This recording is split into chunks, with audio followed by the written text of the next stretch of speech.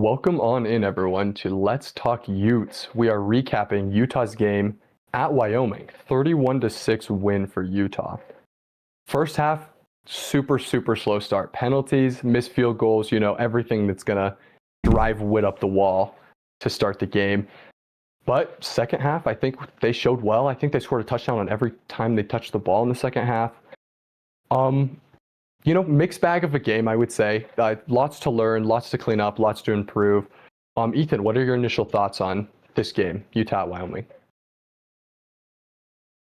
10 for 100 penalties yards is ridiculous. It's just something that's very, very sloppy. It's not a Utah team that we're used to seeing. It is something that has been an issue with Jason Beck's offenses is the penalties. I do think that a lot of these can be cleaned up. It's very, very. I think they're very minimal. Some very light calls on a few of them, but nothing. Still a concern. That's something that I really am not. I'm really hoping that Utah can clean up, and I do expect it. A Kyle Whittingham team is disciplined, and it's going to be a big week of practice for them to get ready for a big game next week. For me, what I really it's a game of two halves. Truthfully, I mean, the first half was horrible, looking like Utah of last year with an absolutely anemic offense and a field goal unit, a special teams unit that can't hit from deep. That's another little thing that's a little concerning. But I will say the second half was awesome. It kind of just felt like a flip was switched. They let Devin kind of do what Devin does. He just felt like he felt a lot more comfortable, a lot more composed, and he just looked like an excellent leader in that second half, leading to four straight touchdown drives, and just was awesome. So just a few concerns, but I'm confident that Utah can clean them up for the most part. Yeah, the first half was kind of a weird outlier offensively for Utah. They ended the game with 541 yards of total offense, which is pretty insane. 311 rushing yards with 6.9, basically 7 yards per carry, which is pretty dominant. But first half was just strange. For those of you who didn't watch the game, pretty much how it would go, Utah would get the ball, usually with like decently bad field position. We didn't have good field position very often in the first half. Would drive down the length of the field to like the 30-yard line, then get like one or two penalties, and then we would kick a 43 to 46-yard field goal, and we went 1 of 4 on them. It just was weird. Like, we didn't have an opportunity to really go for any of those third downs because they were all like 3rd and 10 after the penalties, and we just took the field goal every time, and then we just missed every time. It was very strange. I think it was just an outlier. Dylan Curtis, the kicker, definitely some things to clean up, but it's not like he was missing like extra points. They're 45-yard field goals. They're not gimmies. And, Laramie a bit breezy. Would have been awesome if he could have made, 3 out of 4 instead of 1 out of 4, but I'm not thinking it's a huge problem yet. It could become something if this continues. Like, I'm definitely not going to feel great the next time Utah's kicking a 45-yard field goal, but we'll have to see. But overall, I felt like Devin played well. Wayshawn Parker played very well. He actually ended with 10 carries, 80 yards. So easy math for you guys, 8 yards a carry. Nakari Rogers, 13 carries for 60 yards, solid production. Hunter Andrews, 6 carries for 62. I thought the run game looked very good, as usual. Passing game, still trying to find those explosive pass plays. We had a pretty good intermediate passing game. Devin had a few nice ones. Across the middle to Ryan Davis, good one to Tobias Merriweather. Devin played solid, 27 of 41, 230 yards, 2 touchdowns, as well as good running production. He rushed for, 13 carries for 86 yards. Yeah, pretty good. So solid overall. I don't think we learned anything we didn't already know. We already knew the receiver room was kind of a work in progress, and that was kind of shown in the first half for sure. But yeah, good win, good defense. Yeah, definitely. Definitely a heavy bit of run game here. 45 carries for 311 yards, like Landon said. I'm a little confused by the Wayshawn Parker usage. Like, I don't understand why Naquari Rogers is getting more carries than Wayshawn Parker, because Parker, simply put, has just outperformed Rogers. Like, I He think has. Rogers has been good, but Wayshawn Parker has looked like special in the touches he gets. Like the vision, the acceleration, the cutting. Like, I think he's overall just a better back than Rogers. And so I don't know, like the coaches must be seeing something in practice, or, maybe it was that one fumble still coming from the UCLA game, still coming back to limit him. But honestly, I think we need to lean on Parker more. Like, I think that it should be like Naquari Rogers, like 6 or 7 carries, and Parker, like, 15 to 17 carries based on like their production so far.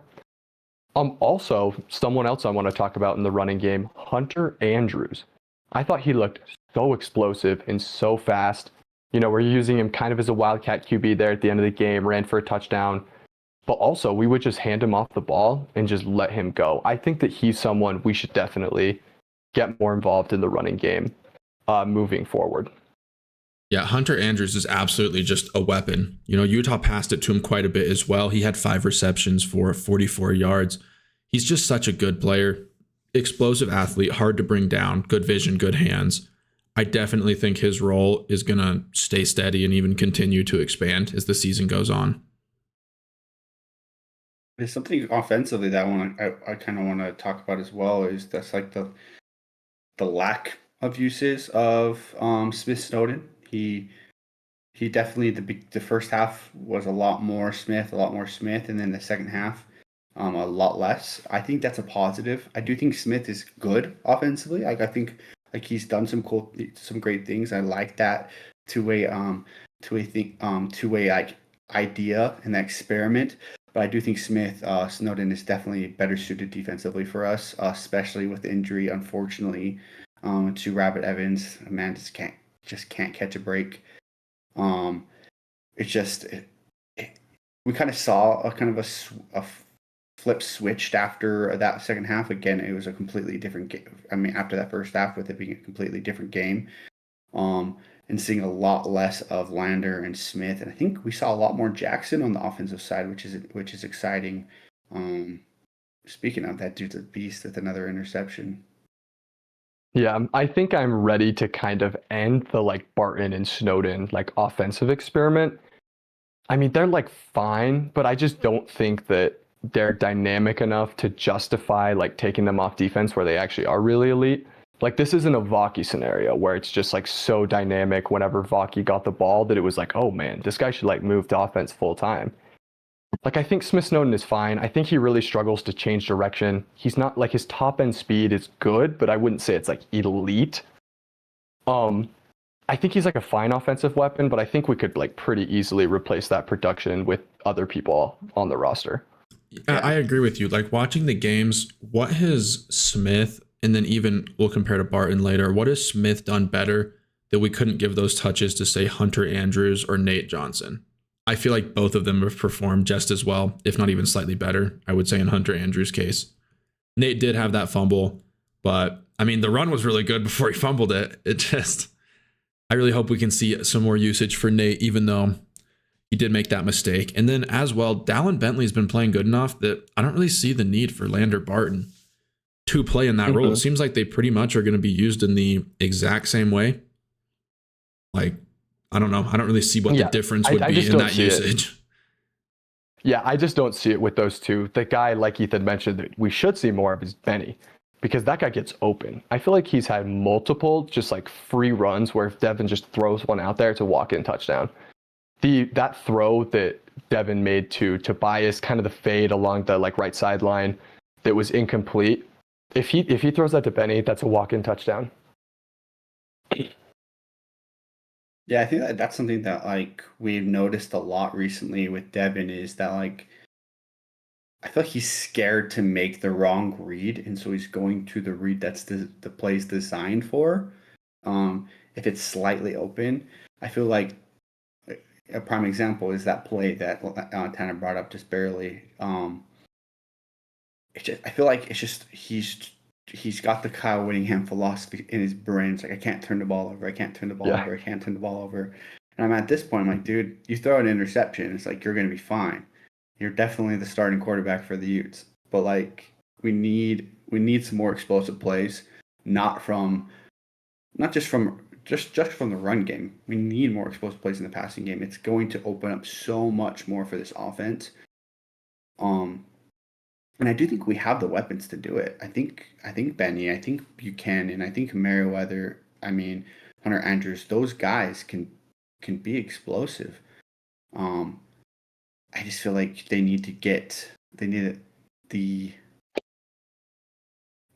be able to see them and get them the ball. Yeah, I think that what you mentioned, with like the whip part of it, I think is very true. Because like what we saw last year in New Mexico, he didn't struggle to see these guys, he didn't struggle with confidence to rip. This is a Utah thing. Like as much as people don't want to hear it, like this is where Whittingham affects the offense. He tells Dampier, get your completion percentage up. He tells Dampier, don't throw interceptions. 12 interceptions is too many, which it is.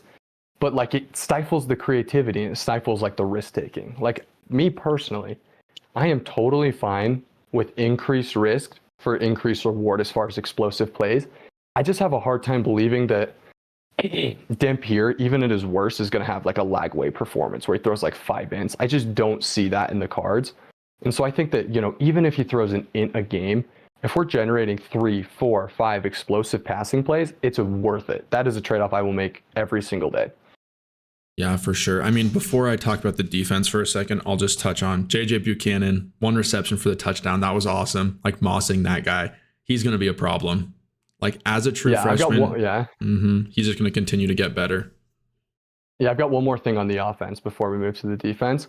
I think overall, I would kind of like to see more from Wayshawn Parker, Larry Simmons, Jackson Benny, and probably Hunter Andrews. And I think I'm okay seeing less from probably Naquari Rogers. I think Merriweather has had his chance. He just hasn't separated super well, and it doesn't look super clean when he really catches it. And maybe Smith Stone and Lander Barton, like we mentioned. Like I think that we're seeing the sorting in real time of like who is going to get those touches. So that's my opinion, kind of. Yeah, I mean, for me, something I do want to bring up is just like we kind of saw that Devin Dampier kind of start just to play and be a little bit more free in the second half. I mean, the prime example is he just looked more electric running the ball. He looked so much more aggressive, so much more willing to like have some separation. And then you obviously have that one play where he fumbles the ball off the snap, hits it and throws a laser to Larry Simons in the end. That was amazing. That was a phenomenal play. And it's going to be one of those things where it's like if we just let this man play football and allow him to kind of just not be afraid to make mistakes, he will make more incredible plays than mistakes, in my opinion. That's how good of a football player he is. He has shown that he is electric and he has the mentality to be in the conversation as one of the better quarterbacks in the country. And just let this man free. Let him free. Let him do his thing, and he'll create some magic for Utah's offense. Totally agree. Yeah, I mean, moving on to the defense, John Henry Daly definitely has been the bright spot, probably of the entire season. Best player on the defense. Yeah. Continuing his campaign for mayor of Sac Lake City, 6 tackles, 4 solo, 2 sacks. Super solid for him. 5 sacks through 3 games. He's dominating. And he's looking very good. I'm pretty sure he had another 90 PFF grade as well for this game, which is like elite, like first round talent type of stuff. And forced a fumble too. Strip sack for one of them, which is completely just incredible. Incredible play from John Henry Daly. I think he's looked so good. I think Jackson Benny's looked great in coverage. Smith Snowden on the snaps he has played has looked really good in coverage, in my opinion. He got called for that 1 pass interference, but I will say Utah was committing some penalties. That was one of the ones where it was just like, I'm not sure what the ref was seeing there. He just like wasn't even touching the guy. He like was just in front of him and almost picked it off. I don't really It's not like it's some scenario. That was a weird one. Where, because I can understand a PI where it's like, oh man, he didn't turn and he was kind of just holding him. He was like running. He looked like the wide receiver running the route. It was just weird. Yeah. Not sure how that happened, but it's like the ref's like, there's no way this man beat him that bad. There's obviously a penalty there. Throws a flag, doesn't even watch the play. It's like, I mean, there's a few of those penalties. I mean, that hold on to Spencer Fano. I mean, like the dude just got Yeah, some beat. of them are like, it's just like, I think Utah, both on offense and defense, was generating some penalties by playing so physical. I also heard that it was a Mountain West ref crew, not trying to say that they were biased or anything, but I don't know, it's strange. Usually the away team brings their officiating crew. Yeah, It was a that Mountain was West weird. I crew. mean, I did. Those guys love to throw the laundry on the field, man. Like so many penalties. Yeah, it's just, I don't know. When a team plays very physical like Utah's identity, these refs just, they weren't having that. They were throwing flags on. If anyone was playing too physical, it was some sort of penalty every single time. So, but yeah, back to the defense. Overall, great performance from the defense. Good team defense. Sucks that Rabbit Evans got injured. That's super unfortunate. We needed Horrible. him too, so bad. I mean, yeah. I mean, the defense overall. I mean, you can't really complain. I mean, one touchdown. I mean, they had one sustained drive the entire time. I mean, I think they only crossed the 50 twice, and one of those was with two 15-yard penalties. Okay.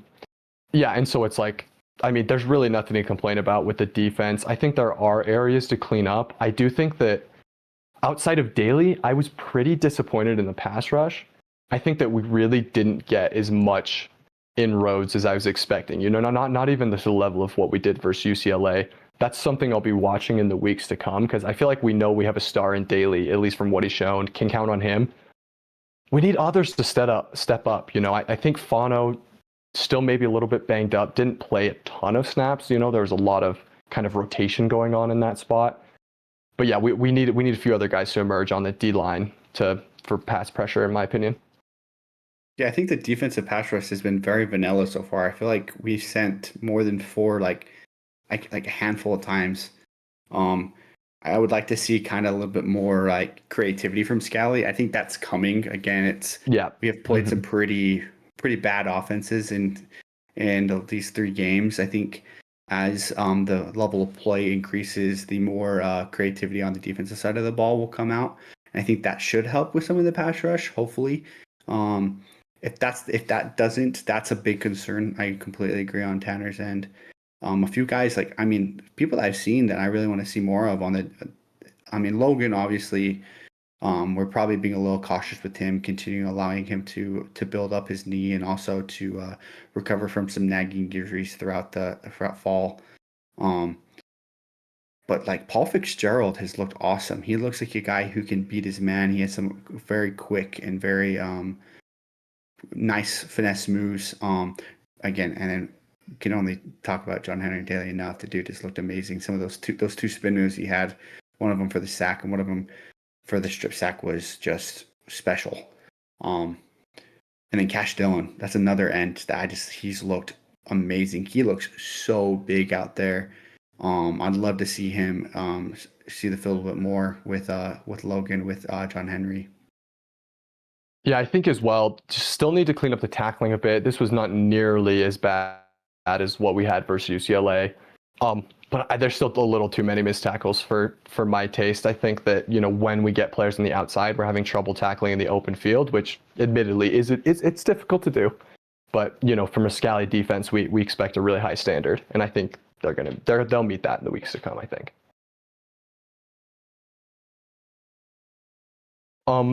Talking about special teams, I know we mentioned this. Just we got to have better production from the kicking game than 1 out of 4 field goals. It does seem like Curtis has leg. I mean, he can make it from anywhere basically, but got to get some height on that ball. It was just actually funny.